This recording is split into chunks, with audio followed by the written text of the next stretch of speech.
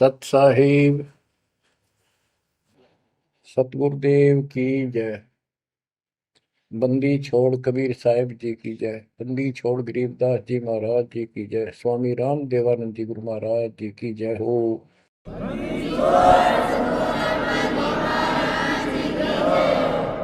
सर्व संतों की जय, सर्व भक्तों की जय, धर्मी पुरुषों की जय। श्री काशी धाम की जय, श्री सुडानी धाम की जय, श्री क्रोथा धाम की जय, श्री बरवाड़ा धाम की जय। सत साहिब गरीब नमो नमो सत पुरुष को नमस्कार गुरु के नहीं। सुर नर मुनिजन साधुआ संतों सर्वसदी नहीं। सतगुरु साहेब संत सब दंडोतम प्रणाम। आगे पीछे मध्य हुए तिनको जा कुर्बान। नराकार निर्विषम काल जाल भय भंजन। निर्लेपम निज निर्गुणम अकल अनुपेशंदनम। सोहम सुरति समापतम सकल समाना निर्तल। उज्ज्वल हिरंबर हरदम अम्बे पर्व अथाह वार पार नहीं मध्य तुम। ग्रीव दोष मरत सिद्ध होई गणनायक गलताना। करो अनुग्रह सोई पारस पद परवाना। आदि गणेश मनाओ गणनायक देवन देवा। चरण कमल लाओ आदि अंत करूं सेवा। परम शक्ति संगीत अमृत सिद्धिदाता सोई। अविगत गुण अतीतम सतपुरुष निर्मोही। जगदम्बा जगदीशन मंगल रूप मुरारी। तन मन अर्पो शीसम भक्ति मुक्ति भंडारी। सुर नर मुनि जन ध्यामय ब्रह्मा विष्णु महेशा। शेष सहस मुख गावै पूजय आदि गणेशा। इंद्र कुबेर सरीखा वरुण धर्म राय जावै। समर्थ जीवन जी का मन इच्छा पल पावै। 33 कोटि अदारा ध्यावै सहस 88। उतरै बहुजल पारा कट है यम की फांसी। कबीर सतगुरु के उपदेश का सुनिया एक विचार। जय सतगुरु मिलते नहीं जाते नरक द्वार। नरक द्वार में दूत सब करते खेचा तान। उनसे कभू नहीं छूटता फिरता चारों खाने। कबीर चार खानी में भरमता कबहू न लगता पार। सो फेरा सब मिट गया मेरे सतगुरु के उपकार। जय जय सतगुरु मेरे की। जय जय सतगुरु मेरे की। सदा साहिबी सुख से बसियो। अमरपुरी के डेरे की। जय जय सतगुरु मेरे की। जय जय सतगुरु मेरे की। सदा साहिबी सुख से बसियो। अमरपुरी के डेरे। निर्विकार निर्भय तुहि। और सकल वैमा। यदि साधो और सकल वैमा। सब पर तेरी साहिबी, सब पर तेरी साहिबी, तुझ पर साहिब ना,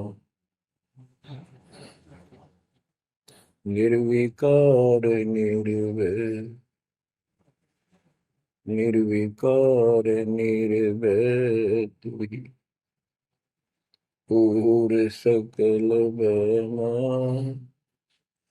हे जी साधु पूर सकल बना, सब पर तेरी साहिब, सब पर तेरी साहिबी, तुझ पर साहिब ना, निर्विकार निर्भय।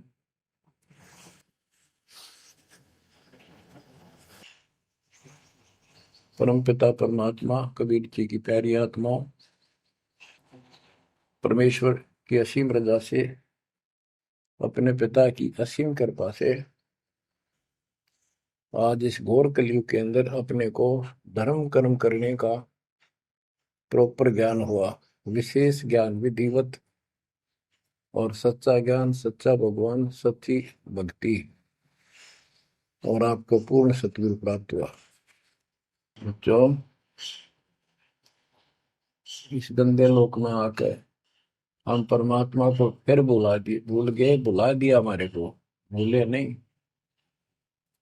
ये त्रिगुण में माया, रविगुण धर्मा से निकल रहा है गुण, सतगुण विष्णु जी से, तमगुण शंकर जी से हमारे ऊपर इतना जबरदस्त प्रभाव रखता है कि हम सब भूल जाते हैं और इनसे प्रेरित होकर के सारे उल्टे काम करें। ब्रह्मा जी के गुण से या ठाठ बाट की इच्छा होती है, राजपाट की इच्छा होती है, और संतानोत्पत्ति बाई फोर्स कराई जाती है, जीव के वश का नहीं होता। और फिर ममता मोह एक ऐसा रोग लगा रखा है, ये सबता लग जाता है। किसी से 10 दिन ठीक से बात कर ले, उससे मोह हो जा, और अपने परिवार में जन्म लेने वाले बच्चों को से तो होना ही होना, हुआ तो 8% सीने से लगाते हैं उनको। रूह होता क्या है? ये काल का आहार तैयार करवाया जाता है। गीता अध्याय 7 श्लोक 12 में कहा है कि अर्जुन, रजगुण, तमगुण, सतगुण, रजगुण ब्रह्मा, सतगुण विष्णु, तमगुण शिव जी, इन तीनों गुणों के द्वारा जो कुछ भी हो रहा है उसका निमित्त मैं हूं, मैं इनमें नहीं हूं, यानी मैं इनसे अलग हूं, ऊपर हूं। रजगुण ब्रह्मा से उत्पत्ति, सतगुण विष्णु से मोह ममता एक दूसरे में जकड़ देना, सतीथी बोल रहे हैं इसको, अब टिके रहे यहाँ पर, और तमगुण शंकर से संहार। ये है यहाँ का प्रोसीजर। हमारी आंख कतई नहीं खुलती क्योंकि प्रेशर ज्यादा है, इतना दबाव है, जीव की अवस्था नहीं है। आपको इतना ज्ञान सुना दिया और सुना रहे हैं, इस ज्ञान से आपके अंतःकरण में ये फाइनल हो जाएगा एक दिन, क्योंकि बार बार कोई वस्तु सुनते हैं उसका धीरे धीरे धीरे धीरे असर बनना शुरू होता है। हम बातें सुनते हैं, सत्संग सुनते हैं, विचार मालिक के सुनते हैं, वाणी सुनते हैं, तो एक बार तो कति वैराग आ जाता है कि सचमुच बहुत गलत जगह फंस गए या कुछ भी अपना लेंगे। और उसके थोड़ी सी देर के बाद, क्योंकि मेरे को और काम भी करने होते हैं, ये व्यवस्था यहाँ की ऐसी है, तो फिर शाम तक कति भूल पड़ जाती है, बस मंत्र कभी कभी याद आ जाते हैं करने हैं, सुबह दोपहर शाम की वो नियमित सतुति भी याद रह जाती है। बाकी समय हम ज्यादातर अन्य कारोबार के सिलसिले में, रोजगार के सिलसिले में बातें करते रहते हैं। वह फिर से थोड़ी सी भूल पड़ जाती है, फिर जब सत्संग सुनते हो फिर जागृति आती है। ये ऐसे चलेगा, चलने दो। जैसे आपको बताता हूँ, बार बार दास बताता है कि आप बच्चे स्कूल में जाते हैं, अध्यापक आता है, अपना उसका पीरियड लेता है, सबको सावधान करता है, ध्यान से सुनो, लाइन में बैठ जाओ। तो हम बहुत सतर्क होके उनकी एक एक बातों को सुनते हैं, नोट करते हैं, लिखते हैं, फिर याद करते हैं। उसके बाद हम फिर खेलते कूदते भी हैं, बच्चे घर का भी काम करते हैं, माँ बाप का हाथ भी बटाते हैं। लेकिन जो स्कूल के अंदर जो बातें सुनी थी, जो ज्ञान सुना था, वो एक अलग कोने में, मन के हृदय के अलग कोने में डिपॉजिट होना शुरू हो जाता है। और उसके अतिरिक्त हम और भी काम सारे करते रहते हैं जो पहले भी कर रहे थे। एक दिन हम विद्वान बन जाते हैं, वो काम फिर भी कर रहे हैं। इस ज्ञान को रह रहकर सुनने से एक दिन आत्मा कति दृढ़ हो जाएगी कि इस संसार में एक दिन भी रहने का नहीं है, ये संसार एक दिन भी। और कभी भी फिर शरीर यहां से छूट जाए, जाने का टाइम आ जाए, नो प्रॉब्लम। हमारी आस्था सतलोक में जाने की होगी, क्योंकि हमने वहां जाने का टारगेट बना रखा है। पहले तुम्हारा कोई टारगेट नहीं था, मेरे पास जाएंगे कहाँ। उसमें कोई बच्चे में मोह हो जाता, परिवार में मोह रह जाता, यही कुत्ते बनकर जन्म ले लेते।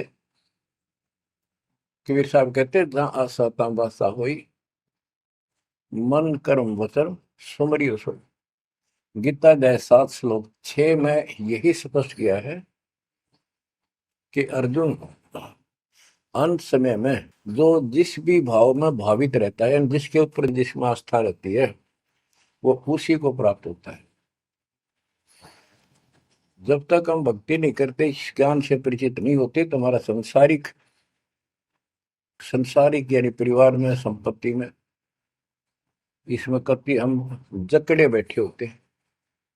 एक उदाहरण दिया करते थे गुरुदेव, एक बूढ़े की मृत्यु होती, किसान था, पशु रक्षा करते थे, मृत्यु होने लगी, उसकी जुबान बंद हो गई। आसपास परिवार के सदस्य आगे, वही पिताजी तो अंतिम टाइम आ गया, वो आगे। तो थोड़ी देर के बाद वो ऐसे संकेत करने लगा, ऐसे इशारा हाथ से। उन्होंने सोचा भाई पिताजी कुछ कहना चाह रहे है, हो सकता कोई धन दाब रखा और बताना भूल गया, वो अचानक मृत्यु होगी। एक डॉक्टर बुलाया, उसने पता था कि एक बार ये बुलवा देगा, 500 रुपये लेगा, ऐसा इंजेक्शन लगाता है। वो बुलाया गया, उसने इंजेक्शन ला दिया। पिताजी बता बता जल्दी क्या कहना चाहो थे। एक गाय का बछड़ा झाड़ू मुंह में दे रहा था, उन्हें खराब कर रहा था। जो बोला, देख यो बछड़ा झाड़ू चाबे, तुम कित मर गए, नाश करोगे मेरे गाय पक्ष है, ये नुकसान कर दिया। 2.5 आने की झाड़ू 500 रुपये पड़ गई हुए। जहाँ साता बासा हुई, वहीं फिर कुत्ता गधा पशु बढ़कर वहीं जन्म लेगा। तो हमारी ये वृत्ति यहाँ से हटेगी इस ज्ञान से। अंतिम समय आप यहाँ कुछ याद नहीं आओगा, इस ज्ञान ने सुनते रहे और भक्ति करते रहे, मर्यादित रहे। ज्ञान के साथ साथ यह भक्ति आपको सहारा देगी अंतिम समय में, मन को उधर धकाने के लिए। वैसे नहीं धकता है, बहुत ताकतवर है, ब्रह्मा विष्णु महेश मन का आधार मान रहे। ये ज्ञान और इस भक्ति की शक्ति इस आत्मा को न धका देगी ऊपर। अंत समय में सेकंडों के अंदर सतलोक बैठे पाएंगे। इस पर लगे रहना, इस मार्ग से जैसे दास आपको बताता जाएगा। अमर करूं सतलोक पठाऊं, ताकि बंदी छोड़ करूं। कबीर साहब कहते हैं, मैं अमर करूं सतलोक पठाऊं भेजूं, इसलिए बंदी छोड़ कर लाता। अब यहाँ ये क्यों हो रहा है, क्या हो रहा है, आपको सब पता है। पहले तो नहीं था, पर अब पता लग गया आपको, बिल्कुल सही पता लग गया। माता पिता के सामने बच्चे एक या दो तुरंत मर जाते हैं, चक्कर मारते रह जाते हैं, हाथ कुछ नहीं आना, और कई महीने वर्षों तक उनकी याद सताती रहती है। हम इतने विवश हैं, हम इतने बंद में हैं, हम कुछ नहीं कर सकते, लाचार हैं।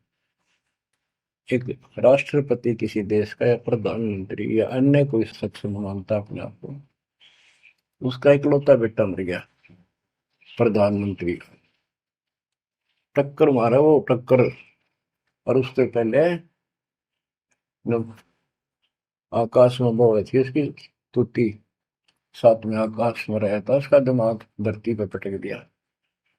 एक बताते हैं, महाभारत में प्रकरण आता है, द्रोणाचार्य, ये गुरु था कौरव पांडव का, और शिक्षा दिया करता, मोह मत करो, मोह सबसे बड़ा खतरनाक है।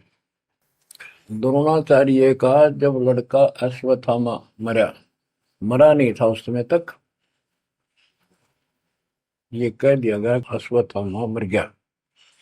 वो झूठ बुलवाई गई थी श्री कृष्ण में प्रवेश काल द्वारा, कि एक अश्वत्थामा नाम का हाथी था, उसको मार दिया गया। और युधिष्ठिर का बहुत विश्वास करते थे सब, कि ये सत्यवादी है, कभी झूठ नहीं बोलता। तो काल ने यह चाल चाली कि द्रोणाचार्य पांडवों की सेना को मार डालेगा, बहुत जबरदस्त तीरंदाज है, बहुत गजब का शूरवीर निशानेबाज है, इसको कंडम किया जाए। तो उसको कंडम करने का तरीका अपनाया कि इसको एक झूठी खबर फैलाई जाए कि अश्वत्थामा का बेटा मर गया युद्ध में, फिर ये पागल हो जाएगा।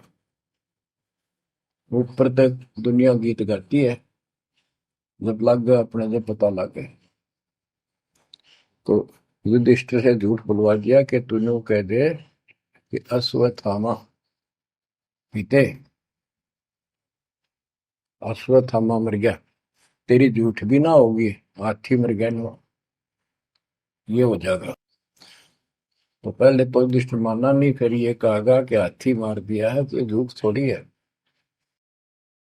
झूठ तो थी है, यूं थोड़ा। पहले हम छोटे से थे, तो यूं कहते, अरे झूठ बोली तो ना पाप लगेगा, बोला ना, उंगली पर उंगली चढ़ा के बोली थी, ये कौन पाप लगे।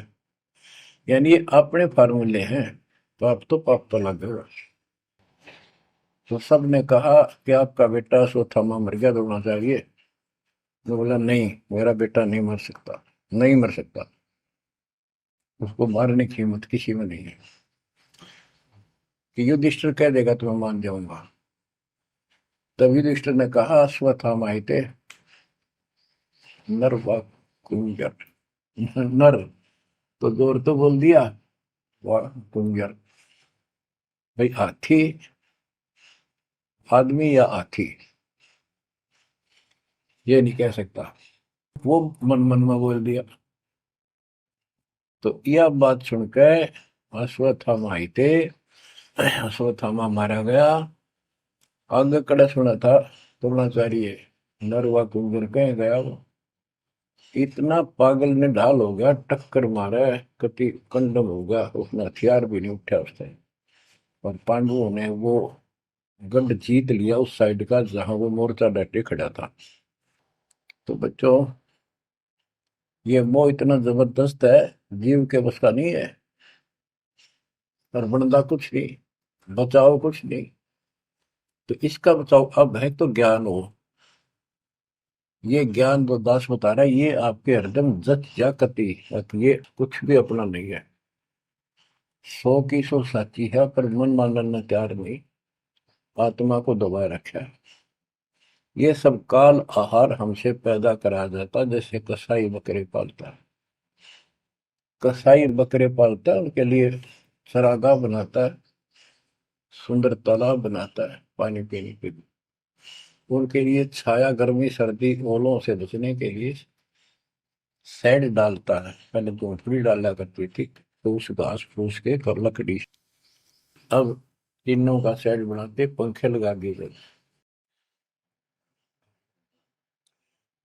और ये समझो कि जैसे कसाई ने 3 पाली रखे हैं नौकर, एक बकरे मोल लाके वहां छोड़ता है, दूसरा उनकी पालन पोषण करता है, और तीसरा उनमें से निकाल के और अपने कटवा देता, बेच देते हैं, कसाई को सौंप देता है।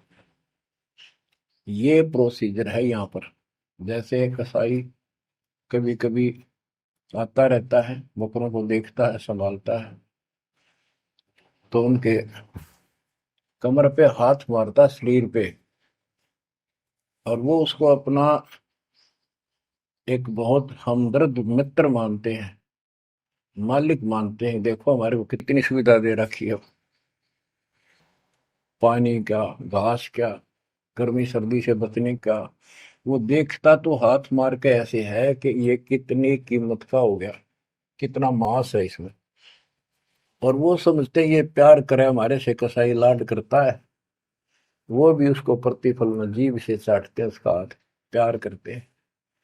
और कई कई तो उसके ऊपर पैर फैला कर उसको प्यार देना चाहते, सीने से लगाना चाहते हैं बकरे। ऐसा पशु भी प्यार देते हैं, उसको अपना मानते हैं। वो देख रहा है इसमें मांस कितना है, और नौकरों को बता देता है इन इनको निकाल लो।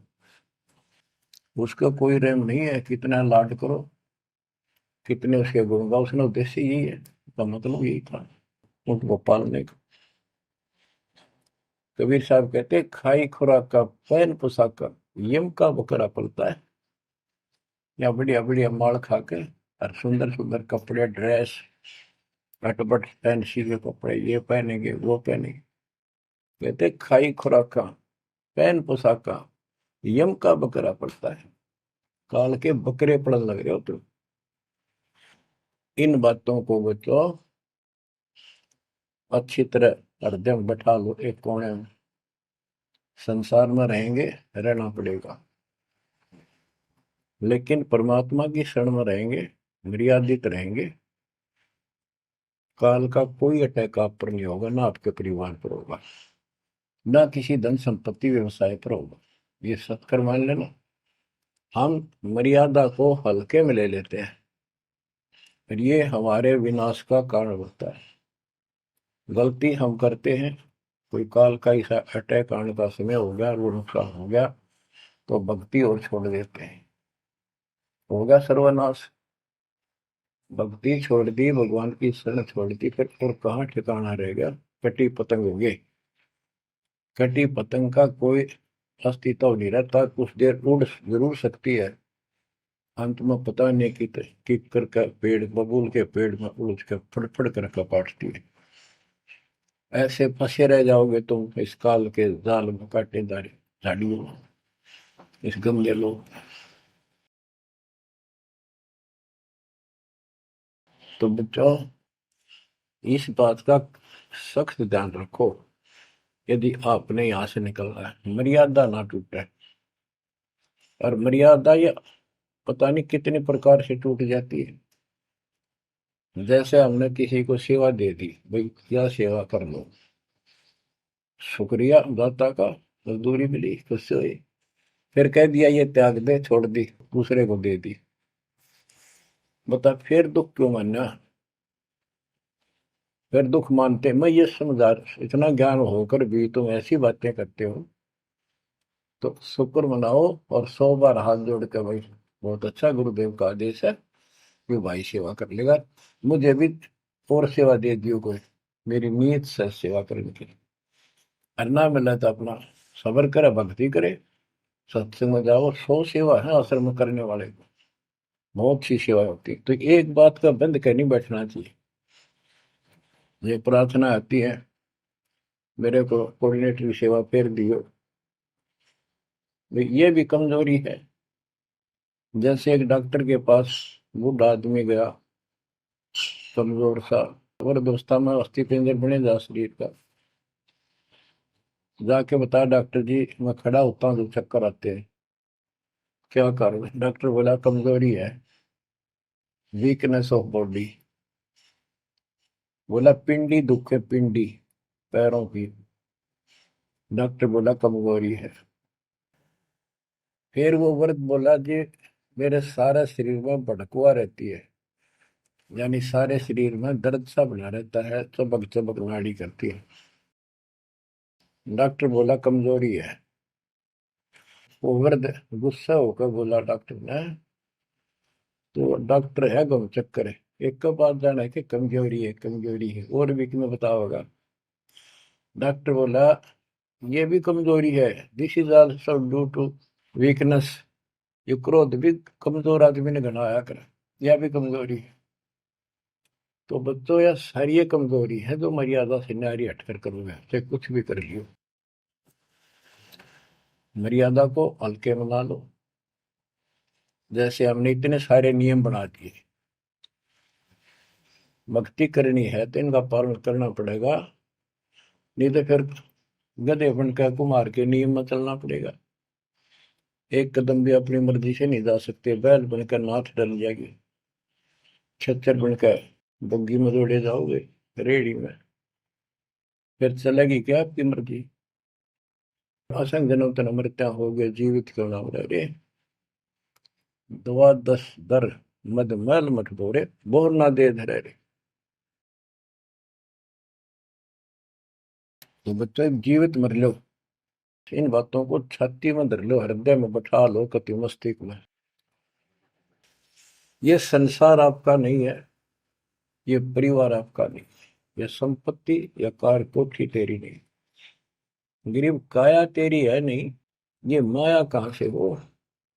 चरण कमल में ध्यान रख, इन दोनों को खो, इनको भूल जा, अपने गुरु जी के चरणों में ध्यान रख, उनके बताए दिशा निर्देश के आदेश से आधार से अपना जीवन निर्वाह कर। बच्चों आंख खोल लो, बार बार ये बातें बताई जाती हैं। जब ऊक चुक हो जाएगी फिर तो रोना शेष रहेगा, नथिंग एल्स। इस मार्ग में अहंकार इंसान को मारता है। किस चीज में अहंकार करो, माया होगी तो अहंकार होगा, कोई पोस्ट पद ठीक सी होगी तो अहंकार होगा, शरीर स्वस्थ है, थोड़ी सी जान, अहंकार हो गया। एक परिवार में 5-4 लाठी ठाणिये हो गए तो अहंकार हो गया, और अपने बॉडी की ताकत का अहंकार। और भी सैकड़ों कारण है जो इंसान के मन में दोष पैदा हो जाता है। तो ये इंसान का सबसे बड़ा खतरनाक शत्रु है। परमात्मा को अहंकार पसंद नहीं, और छोटी मोटी गलती को माफ कर सकता है। रावण था जिसे अहंकार नहीं छूटा, 10 मस्तक सर भी काट दिए, 10 बार काट दिए तो वापस दे दिए, ले भाई।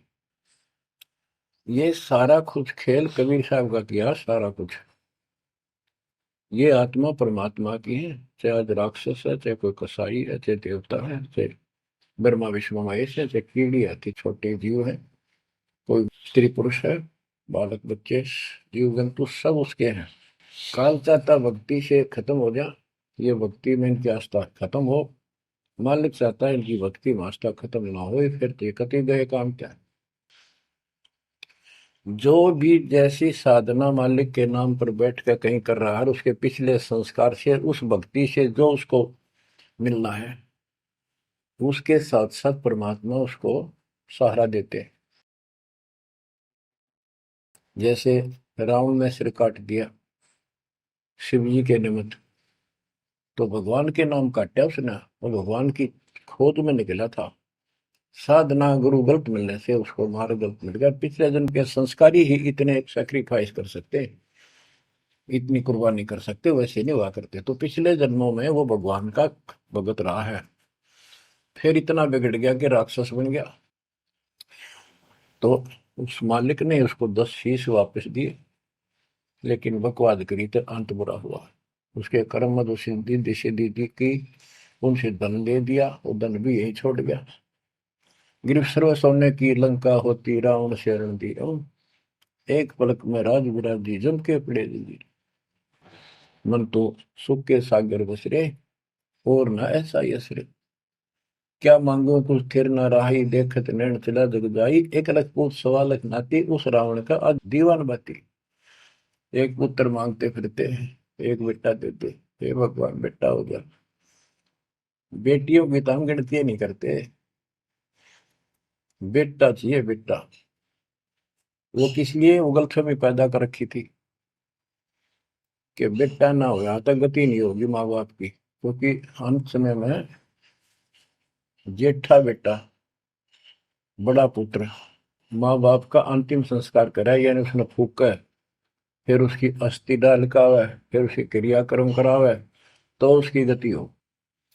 और जिसका बेटा नहीं उसकी गति नहीं हो सकती, उसको तो संतान वाला मानते भी को नहीं, मना नहीं करते थे। अब तो ये चांदना होगा, रोशनी होगी, बेटा बेटी है, कितनी मूर्खता का काम था। लेकिन काल ने तो उल्टी पढ़ाई पढ़ानी, उल्टा रास्ते डालना, वो होना एक परंपरा बनाकर बैठ गए, वो एक लकीर के फकीर होंगे। जैसे राजा दशरथ का सबसे बड़ा बेटा रामचंद्र था, उसको राज दे दिया, और बच्चों फिर उसको वनवास देना पड़ गया मजबूरी में। रामचंद्र जी वनवास में चल पड़े। राजा दशरथ का इतना मोह था अपने बच्चों में, रामचंद्र में विशेष, और जो बिछुड़ा उसमें ज्यादा हुआ करे, तो नो चल पड़ा, महल के ऊपर चढ़ के देखा, दिखता रहा, फिर नहीं दिखा तो चौबारे की अटारी पर चढ़ गया, चौबारे पर चढ़ कर जहां तक उससे दिखा, फिर मुंडेर पर चढ़ गया, एडी ठाई गिर गया, वहां से जमीन पर गिर गया, गिरते मर गया। अब रामचंद्र वापस नहीं आया, उसका अंतिम संस्कार किसने करा? वो पूछने वाला वे मंदबुद्धियों ने जो दुनिया को भ्रमित क्या करते थे, किसी की अकल वहां नहीं गई वहां तक। जेठा बेटा था ही नहीं, फिर उसके अंतिम संस्कार किसने करे? दूसरा न करे होंगे। तो ये बात कहने की है, तो इसका मतलब उसकी गति हुई नहीं, बेटा होते हुए भी अंतिम संस्कार नहीं कर सका। तो इन बातों ने छोड़कर सतगुरु कबीर साहब द्वारा जो ज्ञान दिया है, इस पे दृढ़ हो जाओ। देखो, हमारी सारी बात उल्टी है। भक्ति मार्ग में बेटा है, बेटी है, अच्छी बात है। परमात्मा के चरणों में लग गए दोनों, तो हम तो बरी से हो गए, क्यों? भगवान आप पर खड़ा हो गया। और बेटा भक्ति नहीं करता, बेटी करती है, तो एक कौडी का नहीं हो बेटा किसी काम का। कबीर साहब कहते हैं, राम रटत कन्या बलि, साकर फलाना पूत, छेरी के गलगल थना, छेरी के गलगल थना, जिसमें दूध न बूत। बकरी के गल में एक खालडा लटका रहा के साथ, व्रत की खाल। कहते वो बेटा था गल का, ऐसे वजन है सिर पर, बेमतलब का व्रत का दिखावा दिखावा है। और वह बेटी अच्छी, राम रटत कन्या बली, सकट बुलाना पूत। तो बच्चों, ये दातम मार्ग है, इसमें सारी बातें पहले से विपरीत हैं। देखो, बेटा ना होगा, बेटी बेटी होगी, तो यहाँ सृष्टि नहीं चलेगी। और बेटी बेटी होगी, बेटा नहीं हुआ, तो भी दिक्कत संसार की सृष्टि में आ सकती है। बाकी भगत का कोई फर्क नहीं पड़ेगा। इन बातों को जो दास कहता है, इनको एक सामान्य बातें ना समझना, निष्कर्ष है इस जीवन का। जिसके बेटी नहीं है, उसको ये तड़प रह जाती है बेटा होता, या भूल के भी ना करना। इन बेटे वाले ने देख लो कितने सुखी, टाइम पर रोटी नहीं, चाह ने भी तरसे बैठे बैठे। वो सोचे बड्डा दे देगा, छोटा सोचे बड्डा आप दे देगा, बड्डा सोचे छोटा कह देगा। बड़े बड़े आंखें में आंसू बूढ़ा में। और बेटी आखिरी सांस तक प्यार देती है अपने माँ बाप को। एक आदि ने कमी बात कह नहीं सकते, वो किस्से के बिना होती हो तो आत्माएं नष्ट होती है। आखिरी सांस तक यहाँ भी हमने देखा, जैसे लड़की रोटी खा रही है और लड़का वैसे बैठा था। माँ ने कहा बेटा वो सामान ला उठा कर, मैं रोटी तैयार बनाऊं भोजन। बेटा बेटा ना लाऊं, यूं कौन खोया लावे। बेटी तो कहा भी कोई ना, रोटी खाती खाती छोड़ के आण की थी, एक 10 साल का की होगी, लड़का 12-13 साल का। उठ कर रोटी छोड़ के हाथ धोकर और सामान लाकर माँ को दे दिया। लेकिन फिर भी बेटे में मोह ज्यादा और बेटी में नहीं।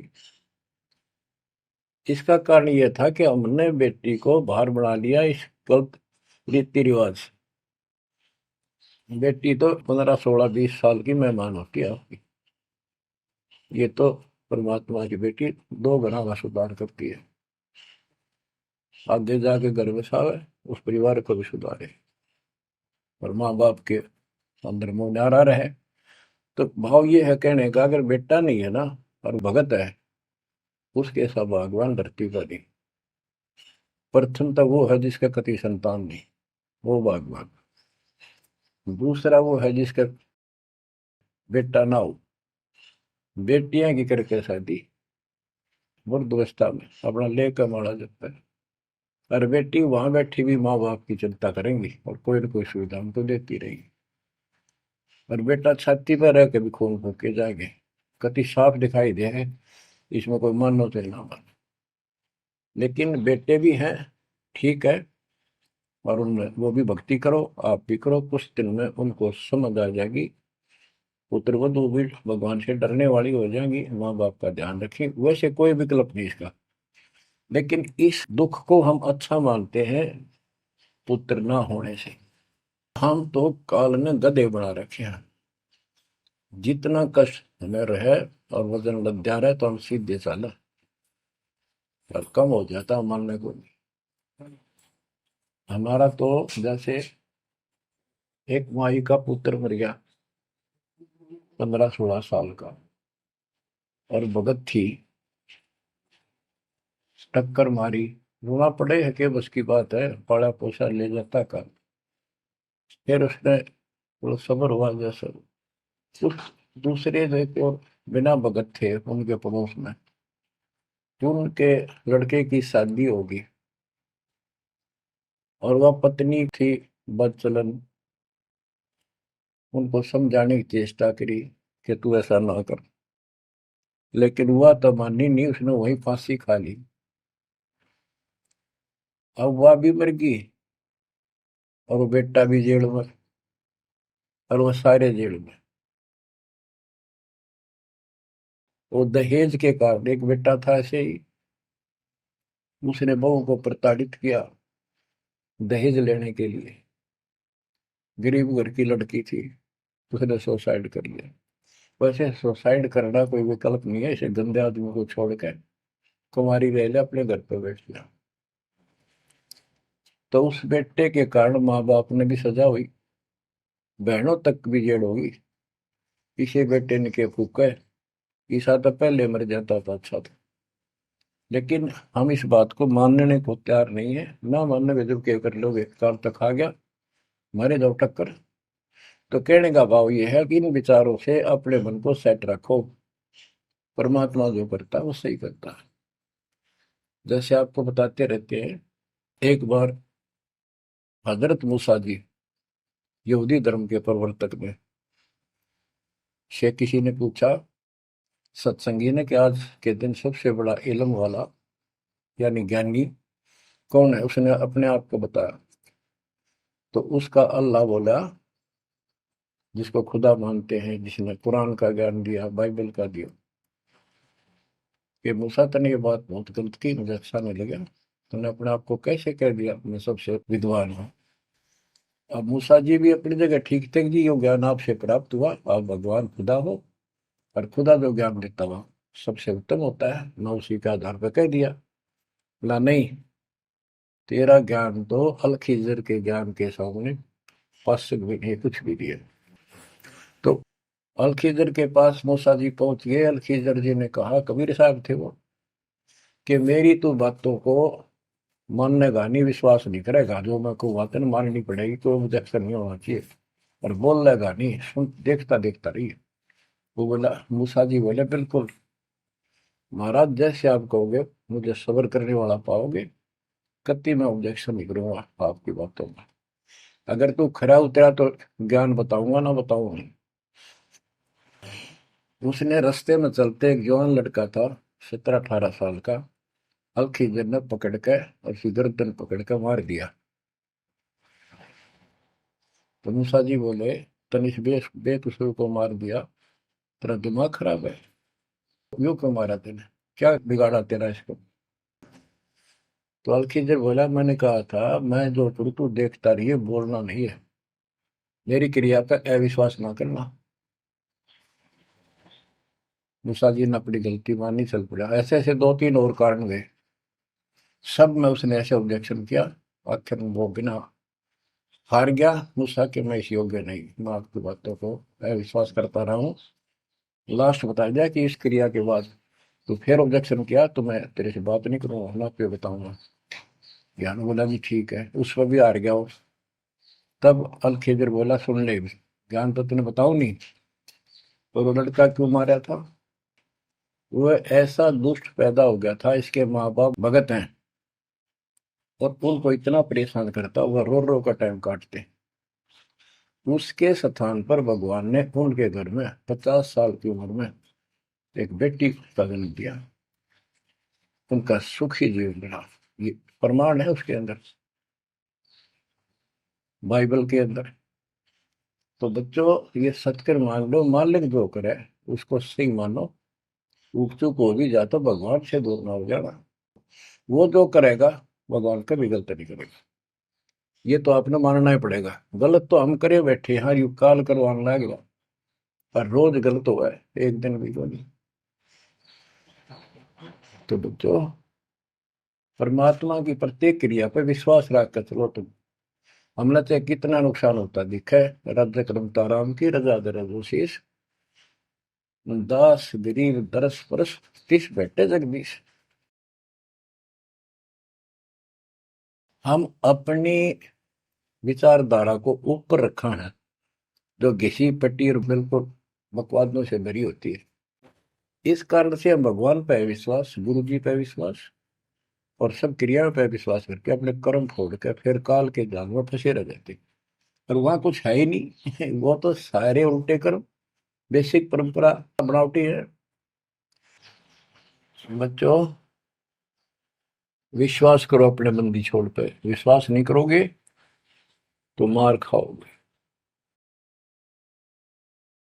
गरीबदास जी कहते हैं, गरीब सर्जन अर्जुन को सतगुरु मिले, मक्के मदीने माही, 64 लाख का मेल था, दो गन सब ही जाही। गरीब चंडाली के चौक में सतगुरु बैठे आए, 64 लाख गारत गए, दो रहे सतगुरु पाए। गरीब सरजुन अर्जुन ठाहरे, सतगुरु की प्रतीत, सतगुरु यहाँ ना बैठिए, यो द्वारा है नीच। गरीब ऊंच नीच में हम रहे, हांड चाम की दे, सरगुन अर्जुन समझियो, रखियो शब्द स्नेह। बच्चों, सरजुन और अर्जुन नाम के दो मुसलमान थे। इनके नाम तो मुसलमान पद्धति पर थे। परमात्मा मक्का मदीने में गए तो वहां बहुत से चमत्कार किए। इन दोनों आत्माओं को समझ में आई ये बात। फिर ये सारी संगत में वहां मुसलमान थे, 2 वक्त मुसलमान हुए। इन्होंने कहा, वैसे तो काफी थे मुसलमान भी, पर ये विशेष दंड थे, सब नियमों का पालन करने वाले थे। तो इनका नाम बदल के सरजुन और अर्जुन रख दिया। परमेश्वर कबीर जी ने संगत की परीक्षा लेने के लिए एक लीला की। कि ये विश्वास करते हैं या नहीं करते हैं, क्योंकि भक्तों में गुरुदेव के आदेश का भी पालन कम होने लगा था। जैसे एक लड़की थी, उसको ज्ञान हुआ वो गलत काम करती थी, वैसा थी, अपना जीवन सुधारने के लिए मालिक से ज्ञान सुना, सत्संग मानने लगी, तो संगत वाले उसको धिक्कारने लगे। गुरु जी से बताया, गुरु जी ने सत्संग के माध्यम से कहा, भाई आपने इस चीज से कोई लेना देना नहीं, कोई सत्संग सुनेगा नहीं तो आत्मा कैसे साफ होगी, कपड़े को पानी साबुन लगेगा नहीं, उसका मैल कैसे उतरेगा। फिर भी वो जैसे तैसे अटपट करते रहते हैं। एक दिन मालिक ने परीक्षा ली, एक लड़की उस वैश्या को हाथी पर बैठाया, हाथी किराए पर लिया, हाथ में गंगाजल सफेद पानी बोतल में भर लिया जैसे शराब हो, लड़की के कंधे पर हाथ रख लिया, सारी काशी में घुमा दिया, साथ में रविदास जी थे। तो जितने भी सबको पता चलता है, लोग देखते गए, शिष्यों को बुला बुला के लाओ, देख हम तो क्या करते, वहां पर वैश्या तक जाती है, दुल्हा करेक्टरलेस है। पहले तो हम भगवान क्या करते उसको, इतने सुख दे दिए, जिसमें जान निकली पड़ी थी, टोटा दुखी कर रहा था, शरीर में कष्ट थे, कहीं सुबह का रोटी भी नहीं थी, और इतने ठाठ कर दिए गुने दिनों में।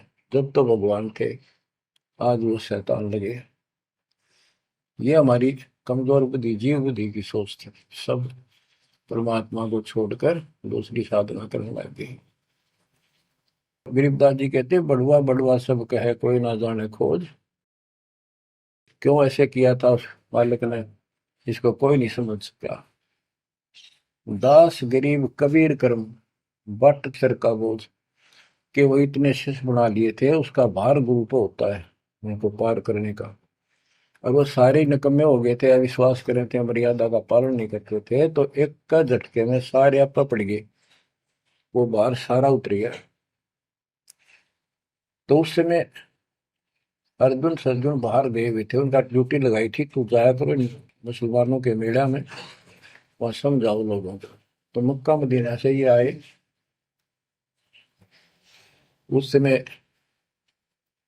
सारी लीला हो चुकी थी, और कबीर साहब उनकी परीक्षा के लिए उस दिन भी उस लड़की के घर जा बैठे, वैश्या के आंगन में। अर्जुन सर्जुन को बताया कि गुरु जी तब भाई कति गिर गए, जुल्म कर दिया सरेआम, वैश्या के साथ साथी में घूम रहे थे, शराब पी रहे थे।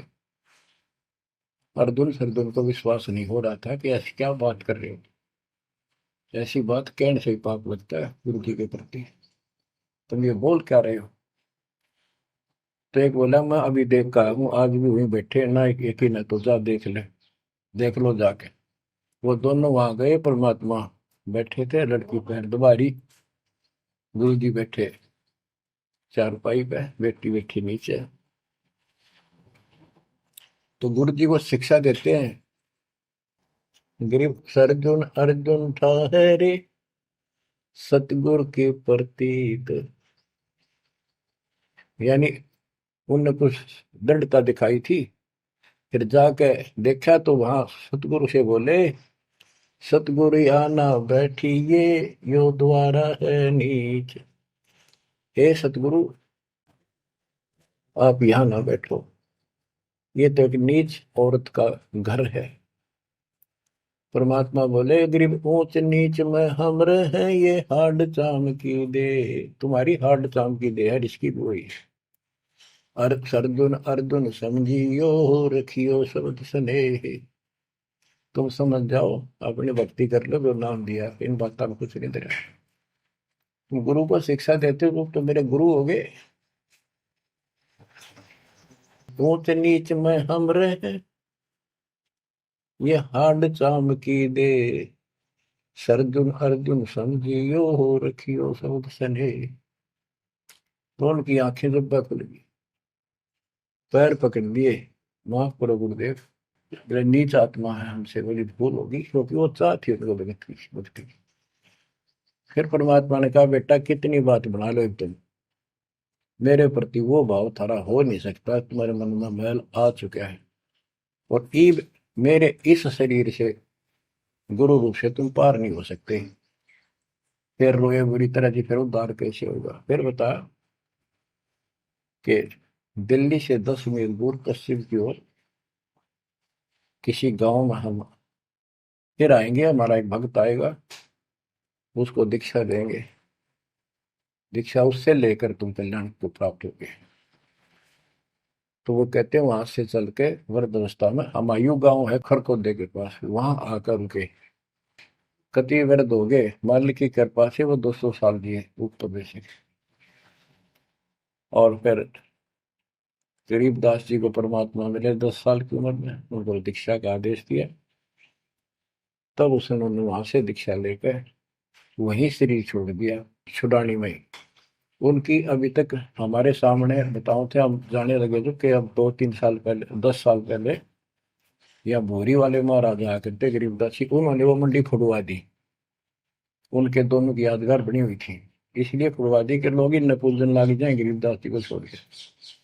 तो कहने का भाव यह है बच्चों, आंख खोल लो, इन बातों में कुछ इंदिरा, गुरु के प्रति कभी अविश्वास नहीं होना चाहिए, और परमात्मा की प्रत्येक क्रिया को शिरोधार्य होना चाहिए।